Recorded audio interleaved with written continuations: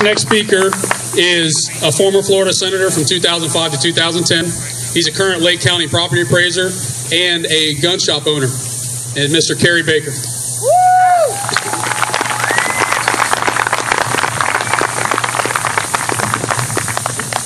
Well, they didn't tell me I'd be following Patrick Henry. That was a great job. Well, thank you for having me. Thank you for everyone being here to stand up for our gun rights. I'm the owner of the AW. My brothers and I own the A.W. Peterson Gun Shop, the nation's oldest gun shop in Mount Dora, established back in 1886. And we're over there in Lake County, and I'm very proud of my shop. I'm very proud of the fact that we've supplied tens of thousands of great Americans with their firearms. I'm proud of the fact that we've conducted thousands of concealed weapon permit programs. And I'm mostly proud of the gun owners in Lake County that they had the guts back in 2000 to elect a gun shop owner to the Florida House.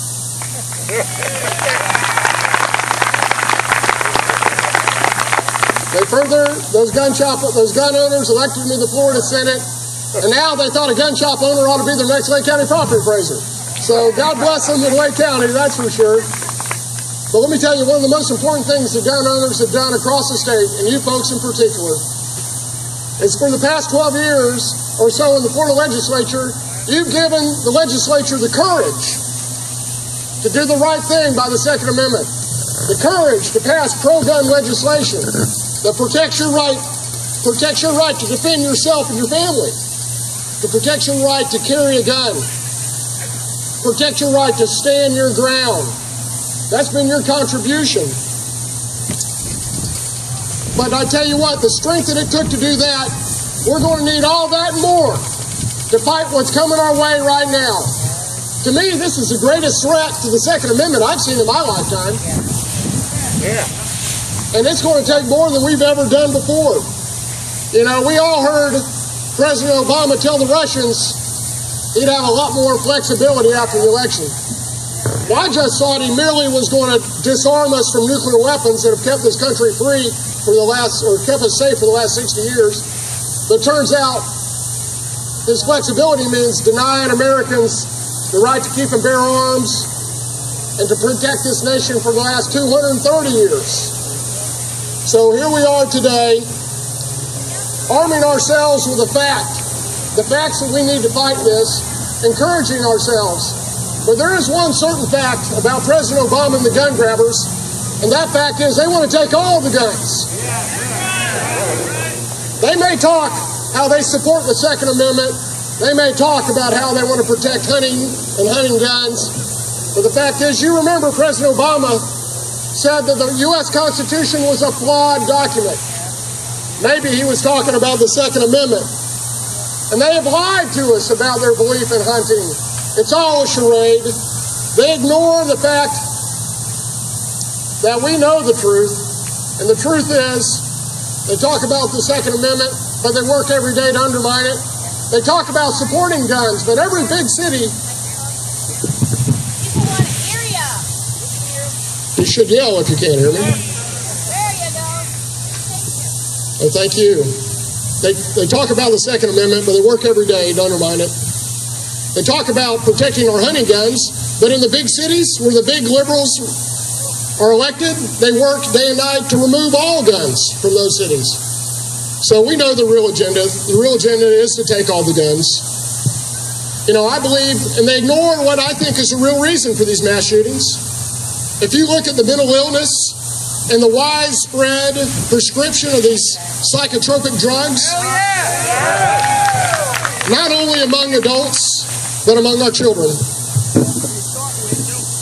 And when you look at the number of mass killings, you look at the recent killing, you look at Virginia, the common denominator is the psychotropic drugs and the mental illness. America, we've always had guns in our society. Oliver Winchester made the first repeating rifle back in 1866. 13-shot, 32-20. So here we are today, fighting literally the same battles. The liberals focus on the guns, ignoring the real reason for these shootings. Because what is their real intent? And that is to take our guns. They concentrate on 30-round magazines, concentrate on semi-automatics, as if it somehow makes a difference to those children whether they're killed by a gun with a 30-round magazine or a 10-round magazine. Does it make a difference to the liberals whether they're shot with a semi-automatic rifle or a pistol? You know, we have to look at the real causes. You know, this is just not working very well for me, is it? All right. Well, Patrick Henry didn't have to have it up here. I guess I'm no Patrick Henry. Thank you.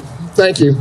I spoke at a recent Tea Party event in my own home county, and I took questions afterwards. And one of the questions was, Senator Baker, would you rather hunt with Dick Cheney or Joe Biden? And I said, not only would I rather go hunting with Dick Cheney, I'd rather be shot by Dick Cheney than go hunting with that anti-gun Joe Biden.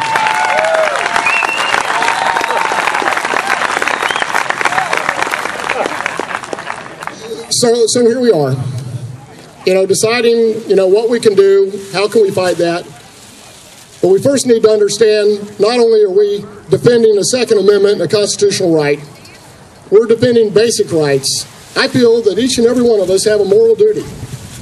A moral duty not only to support the Constitution that has made this nation great, but a moral duty to defend ourselves and our family and our neighbors.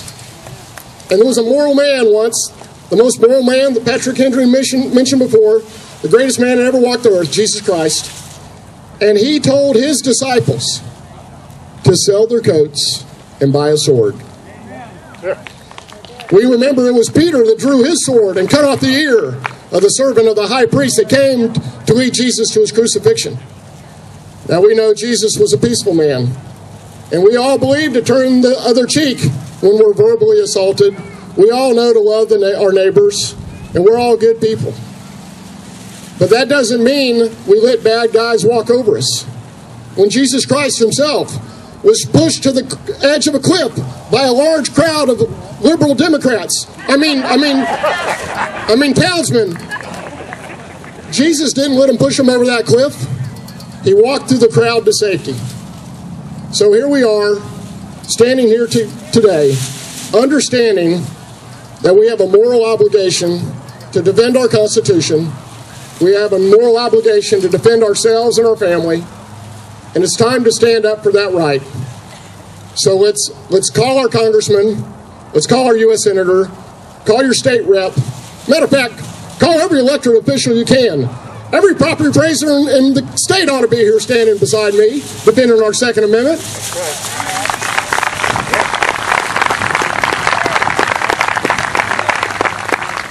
So with that, thank you for giving me the opportunity. And let's remember, this is a fight we must win, a fight that we have to win.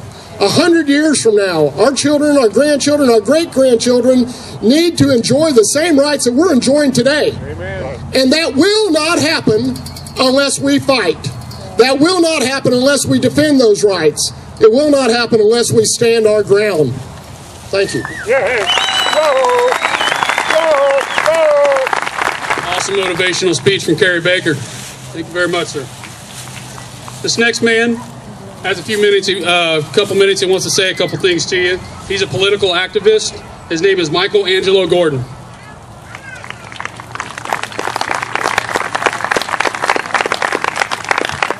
Hello, thank you. Since the federal government tries to tell us what our rights mean, I'm going to tell you exactly what the Founding Fathers said they mean on the Second Amendment. I asked, sir, what is the militia? It is the whole people. To disarm the people is the best and most effective way to enslave them. George Mason, co-author of the Second Amendment during Virginia's convention to ratify the Constitution, 1788. A militia, when properly formed, are in fact the people themselves. That means all of us. Richard Henry Lee, writing the letters of the federal farmer to the Republic, letter 18, May 1788. The people are not to be disarmed of their weapons. They are left in full possession of them. Zachariah Johnson, Eliot's Debates Volume 3, the debates of the several state conventions on the adoption of the federal Constitution. The people are confirmed by the next article on the right to keep and bear their private arms. Philadelphia Federal Gazette, June 18th, 1789, page 2, column 2. Article on the Bill of Rights. As it said in the Constitution, should never be construed to authorize Congress infringe in their liberty of the press or their rights of conscience, or to prevent the people of the United States who are peaceable citizens from keeping their own arms. Samuel Adams.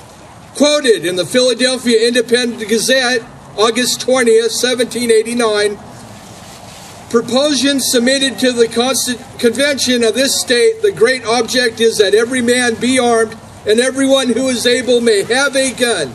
Patrick Henry, American patriot. A free people ought to be armed. George Washington. And last but not least, the most important, a free people ought to not only be armed and disciplined, but they should have a sufficient arms and ammunition to maintain a status of independence from any who might attempt to abuse them, which would include their own federal government. George Washington. Now, a note of bad news. Obama's UN weapons ban was actually passed 133-0. Sorry to hear that, but we have to keep fighting. Thank you. Whoa.